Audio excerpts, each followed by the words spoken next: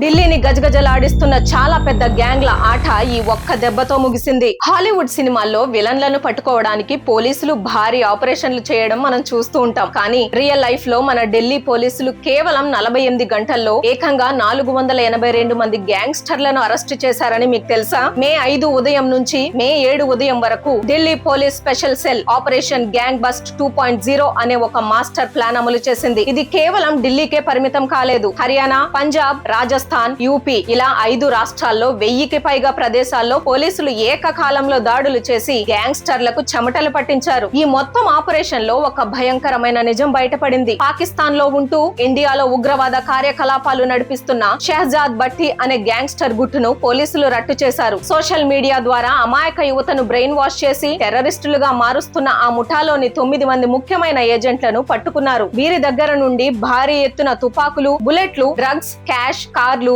మద్యాన్ని పోలీసులు సీజ్ చేశారు. ఢిల్లీని గజగజలాడిస్తున్న చాలా పెద్ద గ్యాంగ్ల ఆట ఈ ఒక్క దెబ్బతో ముగిసింది. ఒక్కసారి ఆలోచించండి, ఒకవేళ పోలీసులు గనక ఈ 48 గంటల ఆపరేషన్ చేయకపోతే ఆ పాకిస్తాన్ ముఠా మన దేశంలో ఎంత నష్టం చేసేదో. రాత్రింబవళ్లు ప్రాణాలకు తెగించి మన భద్రత కోసం పోరాడుతున్న ఆ పోలీస్ ఆఫీసర్ల సాహసానికి హ్యాట్స్ ఆఫ్ చెప్పాల్సిందే కదా. ఈ ఆపరేషన్ పై మీకేమనిపించిందో కింద కమెంట్స్ లో చెప్పండి. మన దేశ భద్రతా దళాల గొప్పతనం అందరికీ తెలిసేలా ఈ వీడియోను లైక్ చేసి షేర్ చేయండి. జై హింద్.